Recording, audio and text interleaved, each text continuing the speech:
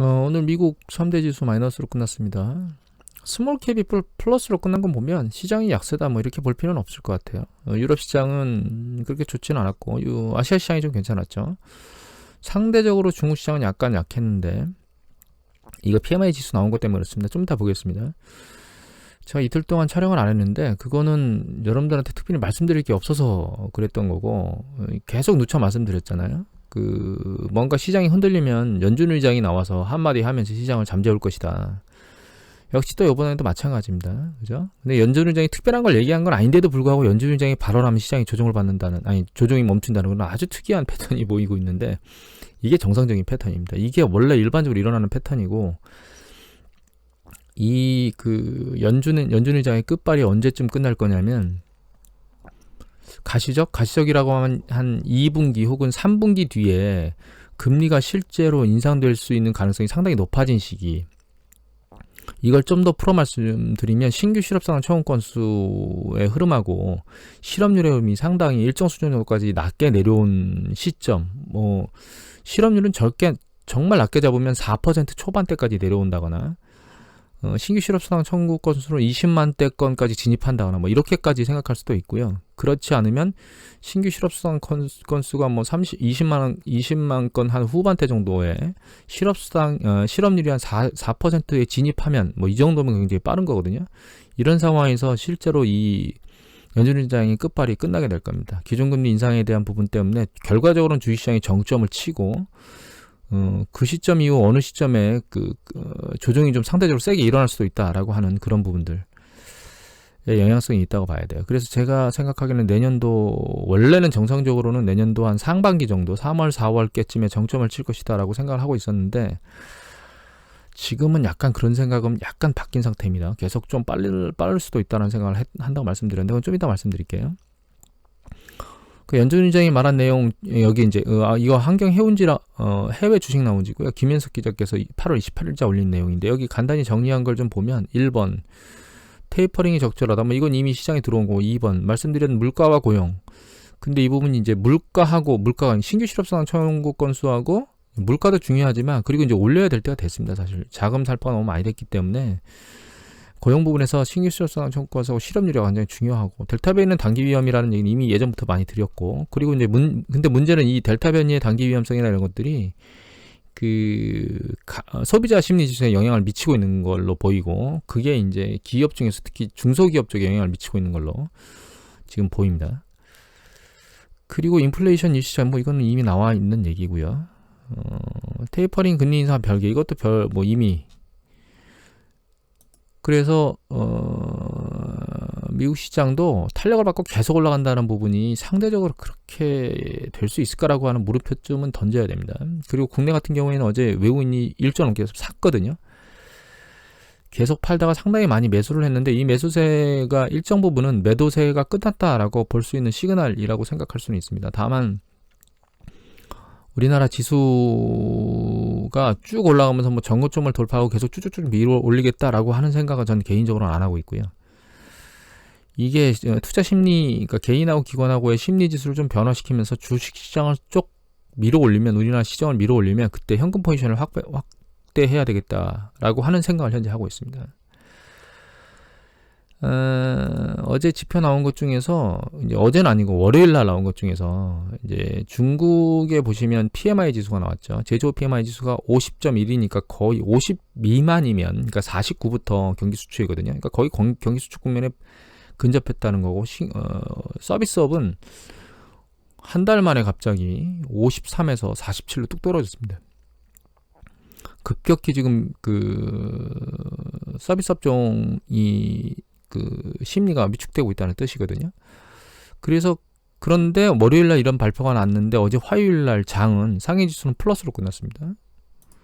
CSI 300 지수는 마이너스로 끝나긴 했는데 여기 추세 잔고를 보면 내려왔다가 올라가고 있어요. 당일날 추세를 보면 그러니까 그렇게 PMI 지수에 의해서 굉장히 부정적인 이슈로 움직이고 있지는 않다 이렇게 보시면 될 것 같아요. 다음에 이거 본 김에 보시면 이 정도 수준에서 매수 타이밍으로 들어갔었는데 저는 이제 중간에 이걸 바꿨다고 말씀드렸죠. 전기차 매수로 해서 한 50% 먹고 나왔다 다시 들어가 있는데 이거는 CSI 300 지수고 이게 상해 지수거든요. 상해 지수는 그때보다 더 위에 있습니다. 지금 CSI는 밑에 있고 300은. 근데 개인적으로 중국 쪽 섹터는 청산을 하고 나올 생각입니다. 특히 지수 쪽은 지수 전체를 하는 건 그건 왜 그런 거냐면 일단 시장이 이제 플러스로 끝난 건 이유는 PMI 지수가 낮은데 그거는 결과적으로는 유동성 공급 혹은 그 양적 완화 정책을 중국이 할 수밖에 없다라고 하는 투자자들의 기대감 때문에 그렇게 됐다고 보시면 됩니다. 그래서 지준율을 지난번에 0.5포인트 내렸었는데 지금 또 다시 추가로 인하하지 않겠느냐라고 하는 이제 기대감이 올라오고 있고 최근에 이제 중기자금 쪽으로 자금을 좀 공급하긴 하고 있습니다. 뭐 한 4일 사이에 1200억 위안 정도? 근데 그게 그렇게 큰 금액은 아닙니다, 사실. 그리고 지준율이 지급준비율이라 그래서 은행에 여러분들이 예금을 하시게 되면 그 예금의 일정 부분은 중앙은행이 예치를 하게 되어 있습니다. 뭔 일이 터졌을 때 일부 돌려줄 수 있도록. 그래서 그게 이제 그걸 인하하게 되면 이제 은행에 돈이 많이 남아 있는 거고 만약에 지준율을 인상하게 되면 중앙은행이 예치를 해야 되기 때문에 은행에 돈이 좀 적게 남아 있는 거거든요. 지준율을 인하한다는 얘기는 결과적으로 은행에 돈을 더 많이 남겨서 시장에 더 많은 돈을 풀 수 있도록 하는 작업을 하기 위해서 지준율 조작을 하는 건데 결과적으로 시장은 그거에 기대하고 있는 겁니다. 지준율을 인하하지 않겠어? 그런 것들에 대한 조치들이 나오게 되면 중국 당국에서 인민은행이나 이런 쪽에서 나오거나 혹은 뭐 리커창 총리 입에서 발언이 좀 좋게 나오거나 이렇게 나오면 시장은 그 사전에 탄력을 받고 움직이게 될 거고 다만 중국도 부동산 때문에 골머리를 앓고 있는 상황이거든요. 그래서 공격적인 유동성 공급이 과연 가능하겠느냐라고 하는 부분에 대해서는 저는 개인적으로 약간 물음표를 가지고 있습니다. 유동성 공급을 해서 시장이 시그널은 던지겠지만 대규모 주식시장을 막 날아가도록 만드는 그런 공급은 없지 않을까라는 생각을 개인적으로 하고 있습니다. 다만 어떤 형태로든 경기 부양을 하기 위한 액션을 취해야 될 겁니다. 그리고 지수 쪽에서 제가 빼야 된다고 생각하는 가장 주된 이유는 특정 섹터가 아니고 지수 쪽에서는 중국 쪽은 빼야 될 것 같아요, 자금을. 왜냐하면 여기 보시면 시진핑이 보면 반독점을 강화하고 공동부유를 촉진해야 된다 그래서 중국 대기업, 빅테크 관련된 대기업들이 계속 누르고 있잖아요. 그런데 주식의 지수를 끌어올리는 거는 시총 큰 기업들이 올라가면서 끌어올리는 상관관계가 높은데 시총 큰 애들이 못 올라가도록 만드는 패턴을 보이고 있는 것 같습니다. 그래서 특히 빅테크 쪽이기 때문에 그 빅테크 쪽이 이쪽 CSI 300 쪽에 편입이 되어 있는 것들이 상해 지수보다 높죠. 그래서 CSI 300 지수가 지금 헤매고 있거든요. 굳이 지수를 선택한다면 CSI 300이 아니고 상해 지수를 지금으로서는 봐야 될 것 같고 개인적으로는 지수 쪽에서는 이탈해야 될 것 같습니다. 개별 섹터가 아니면. 개인적으로는 전기차를 가지고 있는 것도 지금 이탈할까 일단 자금을 뺄까라는 생각을 하고 있습니다. 개인적으로는. 그리고 다만 이제 이 생각을 하고 있습니다. 중국 이게 상해 지수거든요. 이 캔들 차트는 상해 지수고요. 이 빨간 게 S&P 500 지수인데 중국은 굉장히 특이한 패턴을 보이고 있습니다. 그러니까 중국도 글로벌 경제 하나의 축이기 때문에 경기 사이클은 같이 돌아요, 거의. 그런데 잘 보시면 여기 보시면 IT 버블 붕괴 이후에 예전에 다른 쪽은 추세적으로 이렇게 주가가 올라간다는 얘기는 경기 확장 국면에 진입해서 진행되고 있다는 뜻이거든요. 중국도 마찬가지로 확장 국면에 진입해서 진행되고 있는데 여기 보면 이 주가 지수가 추세적으로 굉장히 오랫동안 떨어지는 걸 알 수 있어요. 바닥으로. 이게 보니까 이게 2004년도 4월 달에 정점을 치고 최종적으로 2005년 11월 달이니까 거의 1년 6개월 동안 시장이 계속 아래로 움직이는 과정을 거쳤거든요. 그러니까 반대로 움직인 거죠. 경제는 성장하고 있는데 주가는 내려가는 특이한 현상을 보인 거죠. 그러다가 급등하는 패턴을 보였죠. 이때도 마찬가지입니다. 보시면 여기 경기 확장 국면이거든요. 여기 쭉 올라가는데 그럼에도 불구하고 주식시장은 추세적으로 쭉 내려오죠. 이런 아주 특이한 패턴을 보이는 게 하나가 있고요, 중국이. 두 번째는 한번 급등하고 나서 아래로 세게 내리꽂고 반등세가 약하고 추세를 못 잇는 그런 패턴을 보여요. 이렇게 올랐다 내렸다 반등하고 추세를 못 잇고 올랐다 내렸다 반등했는데 추세를 못 잇고 이런 것들을 반복하는 패턴을 보이고 있거든요. 그래서 향후에 만약에 이탈한다 하더라도 이 중국 상해 지수는 추세적으로 잘 보고 있을 겁니다. 그래서 일정 부분 다른 쪽하고 패턴이 다를 때 그리고 경기가 확장 국면에 있어서 다른 주식들은 다 상승 패턴을 보이고 있는데 중국 지수가 그런 패턴을 보이지 못하고 상대적으로 성과가 낮은 그 시점에 진입해서 성과를 낼 수 있는 그런 패턴으로 들어갈 생각은 항상 하고 있습니다. 이건 참고로 하시면 될 것 같고요. 그리고 또 아이고, 여기 보시면 김현석의 월스트리트나우, 이거는 앞에 보여드릴 건 8월 28일자였고 이거는 8월 28일자였고 지금 보여드리는 건 8월 31일자입니다.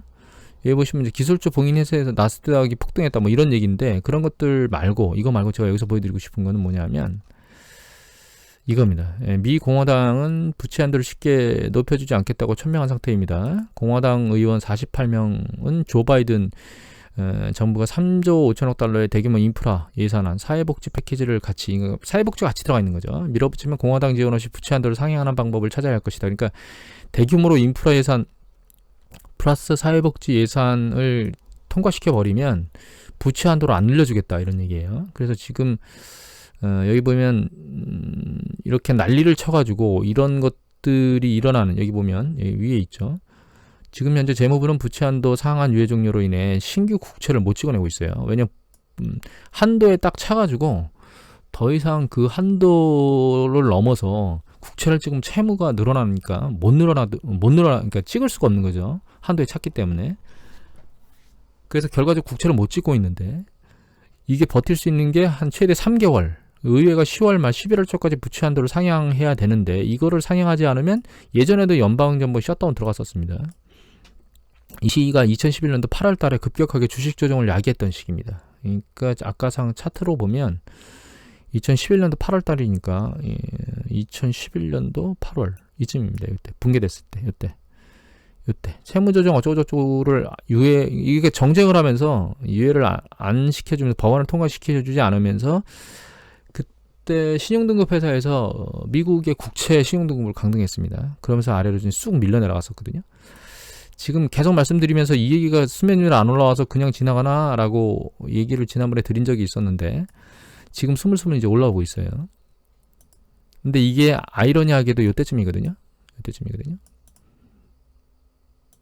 그리고 또 한 가지, 요 시기에 흔들리면서 결과적으로 신규 국채를 못 찍고 있잖아요, 지금. 그러니까 국채가 시장에 못 들어가고 있는 거죠.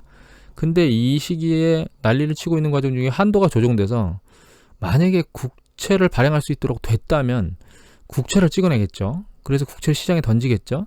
그럼 국채가 나가면 어떻게 되느냐? 시장에 채권 공급이 늘어나게 되겠죠. 공급이 늘어난다는 뜻은 가격이 떨어진다는 뜻이거든요.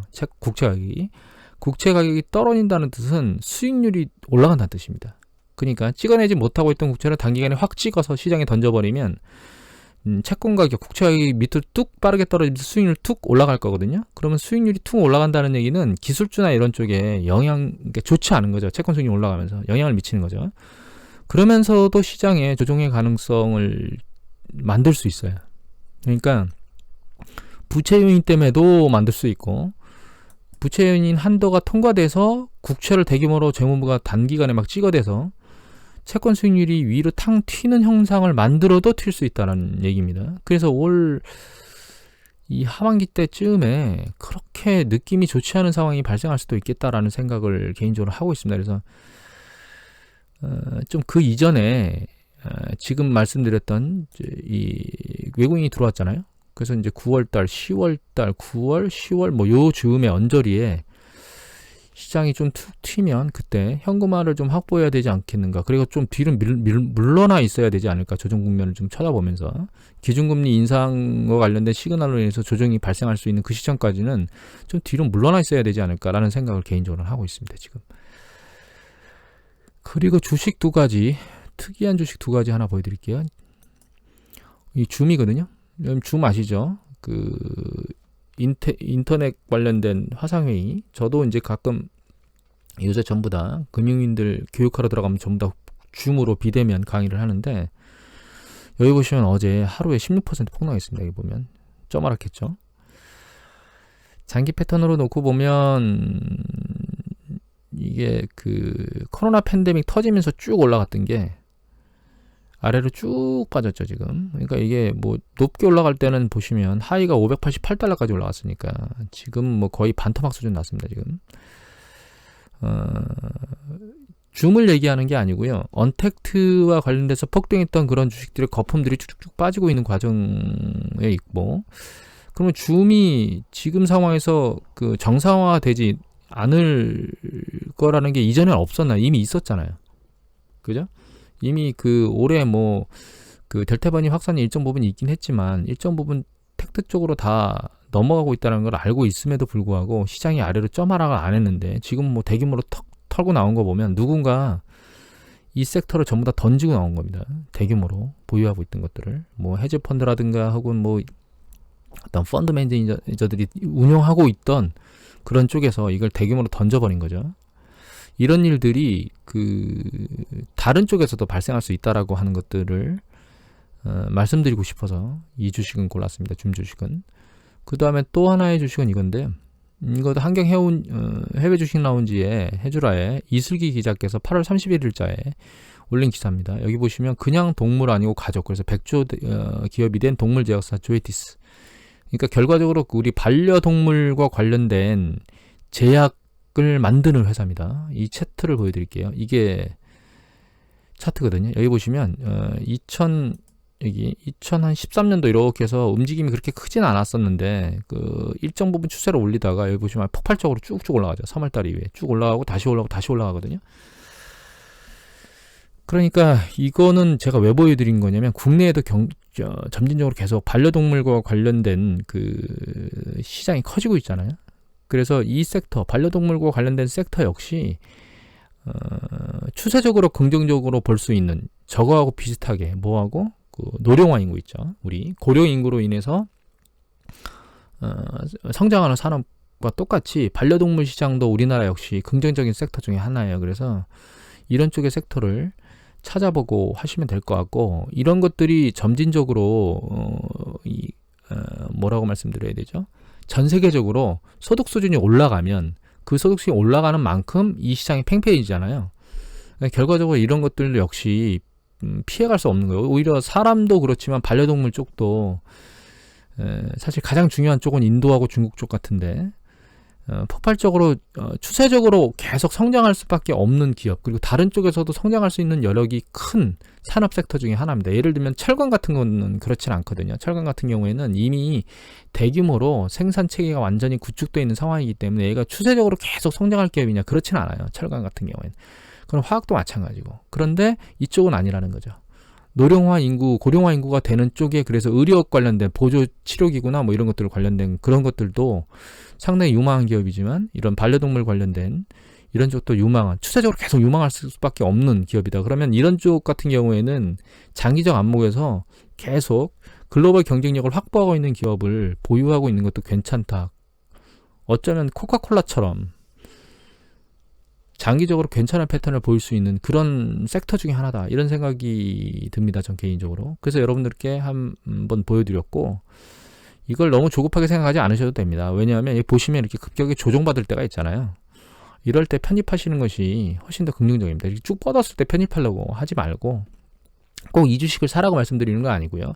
이런 쪽 반려동물 관련된 어떤 업체들 쪽 중에 글로벌 탑 업체들을 선택하고 그것들이 과도하게 이렇게 위로 올랐을 때 너무 조급한 마음을 갖지 말고 급격히 조정받는 이런 시점에서 조금씩 매수하면서 계속 포트폴리오를 쌓는 그런 것들도 괜찮은 섹터를 조금씩 쌓는 방법이다, 이렇게 생각을 하셔도 된다. 그 말씀을 마지막으로 드리면서 끝내도록 하겠습니다.